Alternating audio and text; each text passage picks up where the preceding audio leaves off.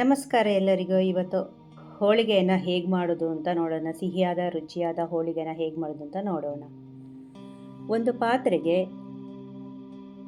2 ಗ್ಲಾಸಿನಷ್ಟು ಮೈದಾವನ್ನು ತೆಗೆದುಕೊಂಡಿದ್ದೇನೆ. ಅದಕ್ಕೆ ರುಚಿಗೆ ಬೇಕಾದಷ್ಟು ಉಪ್ಪು ಮತ್ತು ಸ್ವಲ್ಪ ಅರಶಿನವನ್ನು ಹಾಕಿ ಚೆನ್ನಾಗಿ ಇದನ್ನು ಮಿಕ್ಸ್ ಮಾಡ್ಕೊಳ್ಳಿ.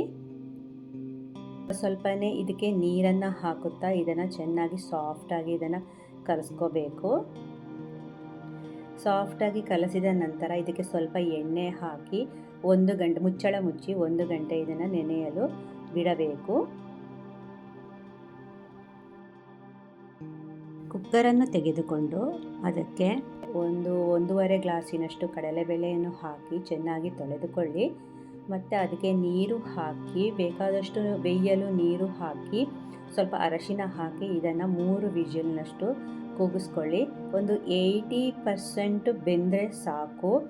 ಸ್ವಲ್ಪ ಜಾಸ್ತಿ ಬೇಯಿಸ್ಕೋಬೇಡಿ, ಮೆತ್ತಗಾದರೆ ಆಮೇಲೆ ಹೋಳಿಗೆ ಮಾಡಬೇಕಾದ್ರೆ ಸರಿಯಾಗಿ ಬರಲ್ಲ. ಒಂದು 80%ನಷ್ಟು ಬೇಯಿಸ್ಕೊಂಡ್ರೆ ಸಾಕು. ನಂತರ ಇದರ ನೀರನ್ನೆಲ್ಲ ತೆಗೆಯಬೇಕು. ಈ ಥರ ಡ್ರೈನ್ ಮಾಡ್ಕೊಳ್ಳಿ. ಬಾಣಲೆಗೆ ಬೇಯಿಸ್ಕೊಂಡ ಕಡಲೆಬೇಳೆ ಮತ್ತು 1-1.5 ಗ್ಲಾಸ್ನಷ್ಟು ಬೆಲ್ಲವನ್ನು ಹಾಕಿ ಇದನ್ನು ಚೆನ್ನಾಗಿ ಮಿಕ್ಸ್ ಮಾಡ್ಕೊಳ್ಳಿ. ಬೆಲ್ಲ ಕರಗಿದ ಮೇಲೆ ಇದಕ್ಕೆ ಸ್ವಲ್ಪ ಏಲಕ್ಕಿ ಪುಡಿಯನ್ನು ಹಾಕಿ ಮತ್ತು ಇದನ್ನು ಕಲಸಿ ಬೇಯಿಸಬೇಕು. ಸಣ್ಣ ಉರಿಯಲ್ಲೇ ಇದನ್ನು ಬೇಯಿಸ್ಕೋಬೇಕು. ಬೆಲ್ಲದ ನೀರೆಲ್ಲ ಆರಿದ ಮೇಲೆ ಈ ಥರ ಗಟ್ಟಿಯಾಗುತ್ತದೆ. ಗಟ್ಟಿಯಾದ ನಂತರ ಗ್ಯಾಸ್ ಆಫ್ ಮಾಡಿ. ಈಗ ರೆಡಿಯಾಗಿದೆ. ಇದನ್ನು ನಾನು 2 ಥರ ನಿಮಗಿಲ್ಲಿ ಮಾಡಿ ತೋರಿಸ್ತಾ ಇದ್ದೇನೆ. ಈ ಕಡಲೆಬೇಳೆಯನ್ನು ಈ ಥರ ಜಾರಿಗೆ ಹಾಕಿ ಲೋಟದ ಹಿಂಭಾಗದಲ್ಲಿ ಈ ಥರ ಮ್ಯಾಶ್ ಮಾಡಿನೂ ನೀವು ರೆಡಿ ಮಾಡ್ಕೋಬಹುದು, ಅಥವಾ ಮಿಕ್ಸಿ ಜಾರಿಗೆ ಹಾಕಿ ಇದನ್ನು ಸ್ಮೂತಾಗಿ ಪೇಸ್ಟ್ ಮಾಡ್ಕೋಬಹುದು. ಸ್ಮೂತಾಗಿ ಮಾಡ್ಕೋಬೇಕು. ನಂತರ ಇದನ್ನು ಸಣ್ಣ ಸಣ್ಣ ಉಂಡೆಗಳನ್ನ ಮಾಡಿ ರೆಡಿ ಮಾಡಿ ಇಟ್ಕೊಳ್ಳಿ.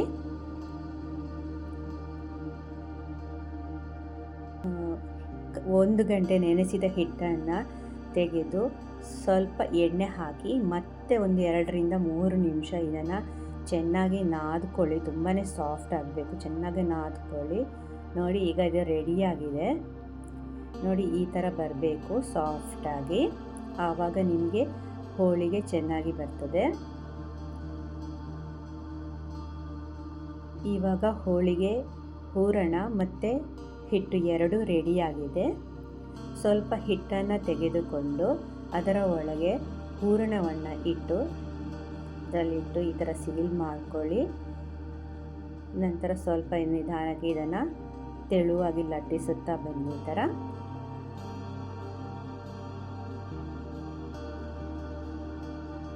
ಮೊದಲನೇ ಸಲ ಮಾಡುವವರಿಗೂ ಇದು ಆರಾಮವಾಗಿ ಇದನ್ನು ಮಾಡ್ಕೋಬಹುದು. ಬಿಸಿ ಮಾಡಿದ ತವಾಗೆ ಹಾಕಬೇಕು. ನಿಧಾನವಾಗಿ ಬಟರ್ ಪೇಪರ್ನ ರಿಮೂವ್ ಮಾಡಬೇಕು.